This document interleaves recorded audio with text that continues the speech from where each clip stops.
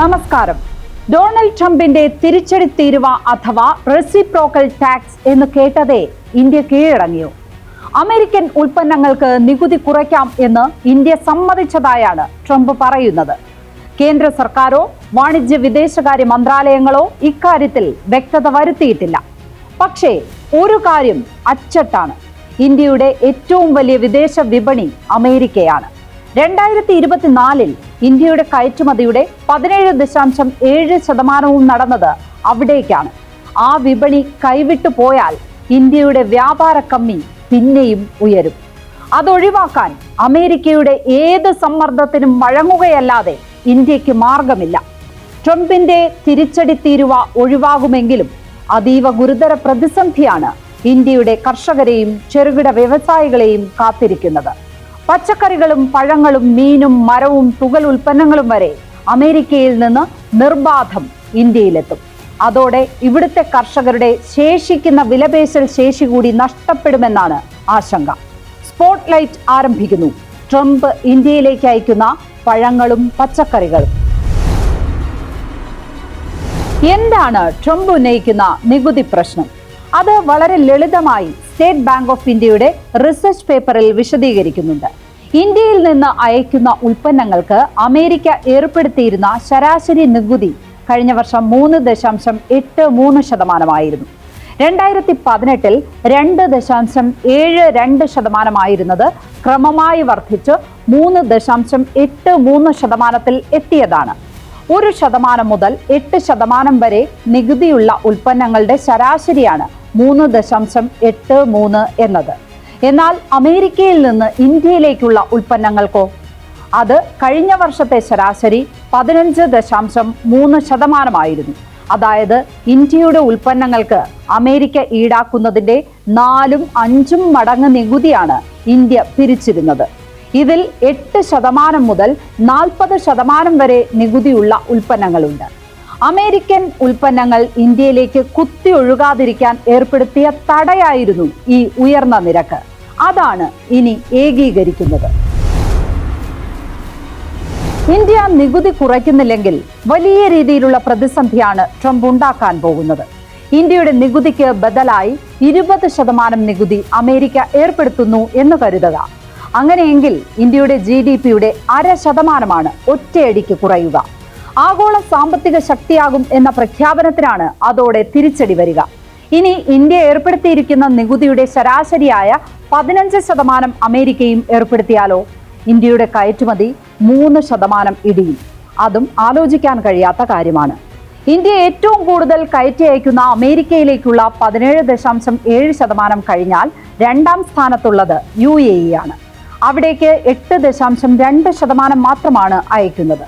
പിന്നെ സാർക്ക് രാജ്യങ്ങളിലേക്ക് എല്ലാം ചേർന്ന് 5.6% കയറ്റുമതിയും നടക്കുന്നു. ഇന്ത്യയുടെ വിദേശ വിപണി നിലനിൽക്കുന്നത് തന്നെ അമേരിക്കയെ ആശ്രയിച്ചാണെന്ന് പറയാം. അവിടെ വലിയ നികുതി വന്നാൽ ഇന്ത്യയിലെ ശേഷിക്കുന്ന വിപണി കൂടി നിശ്ചലമാകും. ഇനി അമേരിക്ക അയക്കുന്ന ഉൽപ്പന്നങ്ങൾക്ക് ഇന്ത്യ നികുതി കുറയ്ക്കുന്നു എന്ന് കരുതുക. ആ പ്രതിസന്ധിയും ആലോചിക്കാൻ കഴിയാത്തതാണ്. ഇന്ത്യയിലെത്തുന്ന അമേരിക്കൻ ഉൽപ്പന്നങ്ങളുടെ പട്ടിക നോക്കിയാൽ തന്നെ പ്രശ്നത്തിന്റെ ആഴം മനസ്സിലാകും. പഴങ്ങൾ, പച്ചക്കറികൾ, മൃഗക്കൊഴുപ്പ്, പഞ്ചസാര, എണ്ണക്കുരു, കാപ്പി, തേയില, പാൽ ഉൽപ്പന്നങ്ങൾ, ഇറച്ചി, മീൻ, സിഗരറ്റ് എന്ന് തുടങ്ങി വാക്കിംഗ് സ്റ്റിക്ക് വരെ. ഇതെല്ലാം 2024 ഉയർന്ന നികുതി ഉണ്ടായിട്ടും ഇന്ത്യയിൽ വിറ്റുപോയ അമേരിക്കൻ ഉൽപ്പന്നങ്ങളാണ്. നികുതി കുറച്ചാൽ ഇവ വൻതോതിൽ ഇവിടേക്കെത്തും. അത് പ്രതിസന്ധി ഉണ്ടാക്കാൻ പോകുന്നത് നമ്മുടെ കർഷകർക്കാണ്. 1,00,000 കോടി രൂപയ്ക്ക് തുല്യമായ ധാതുക്കളാണ് കഴിഞ്ഞ വർഷം അമേരിക്ക ഇന്ത്യയിലേക്ക് എത്തിച്ചത്. 45,000 കോടി രൂപയ്ക്ക് തുല്യമായ മുത്തുകളും പവിഴങ്ങളും എത്തി. 10,000 കോടി രൂപ മൂല്യമുള്ള പഴവർഗ്ഗങ്ങളാണ് ഉയർന്ന നികുതി ഉണ്ടായിട്ട് പോലും എത്തിയത്. 2,000 കോടി രൂപയുടെ റബ്ബർ ഇന്ത്യയിലേക്ക് എത്തി. തീരുവ കുറച്ചാൽ അത് പല മടങ്ങായി വർദ്ധിക്കും. കേരളത്തിലെ കർഷകർക്കാണ് അമേരിക്കൻ റബ്ബർ ഭീഷണിയാകുന്നത്. അമേരിക്കയെ സംബന്ധിച്ച് ഇന്ത്യ വ്യാപാര കമ്മിയുള്ള രാജ്യമാണ്. അമേരിക്ക $4,170 കോടി ഉൽപ്പന്നങ്ങൾ മാത്രം ഇന്ത്യയിലേക്ക് അയക്കുന്നു. ഇന്ത്യ അതേസമയം $8,245 കോടി ഉൽപ്പന്നങ്ങളാണ് അവിടേക്ക് അയക്കുന്നത്. അമേരിക്ക അയക്കുന്നതിന്റെ ഇരട്ടി ഇന്ത്യ അവിടേക്ക് അയക്കുന്നു. ഈ കമ്മി കുറയ്ക്കാനാണ് ട്രംപിന്റെ ശ്രമം. ഇന്ത്യയിലേക്കുള്ള കയറ്റുമതി വരുന്ന സാമ്പത്തിക വർഷം തന്നെ ഇരട്ടിയാകും എന്നാണ് അമേരിക്ക കണക്കുകൂട്ടുന്നത്. ഇതോടെ ഇന്ത്യയുമായുള്ള വ്യാപാര കമ്മി ഇല്ലാതാകും.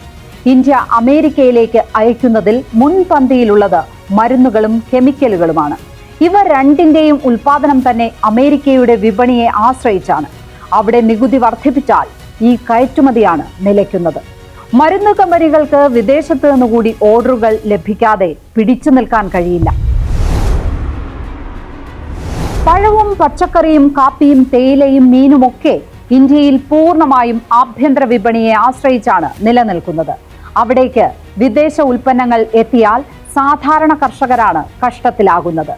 ഘാട്ട് കരാറിൽ ഇന്ത്യ ഒപ്പിട്ട കാലത്ത് തന്നെ ഉയർന്നിരുന്ന വിമർശനമായിരുന്നു ഇത്. വിദേശ ഉൽപ്പന്നങ്ങൾ കുത്തിയൊഴുകിയെത്തിയാൽ തകരുന്നത് നമ്മുടെ വിപണിയാണ്. നമ്മുടെ പറമ്പുകളിൽ വിളയുന്ന പഴങ്ങൾക്കും പച്ചക്കറികൾക്കുമാണ് വിപണി നഷ്ടമാകുന്നത്. അതോടെ നമ്മുടെ കർഷകരിലേക്കാണ് പണം എത്താതിരിക്കുന്നത്. കർഷകരിലേക്ക് പണം എത്തുന്നില്ലെങ്കിൽ 65% ഇന്ത്യക്കാരും പട്ടിണിയിലാകും എന്നാണ് അർത്ഥം. അതുകൊണ്ട് തന്നെ ഇന്ത്യയുടെ കയറ്റുമതി തടസ്സപ്പെടുന്നതിലും വലിയ വിഷയം അമേരിക്കൻ ഉൽപ്പന്നങ്ങളുടെ വരവാണ്. ട്രംപ് പൊളിക്കാൻ ശ്രമിക്കുന്നത് ഇന്ത്യയുടെ അടിത്തറ തന്നെയാണ്. അതുണ്ടാക്കാൻ പോകുന്ന പ്രത്യാഘാതം പ്രവചനാതീതവുമാണ്. സ്പോട്ട്ലൈറ്റ് ഇനി നാളെ മറ്റൊരു വിഷയവുമായി. നമസ്കാരം.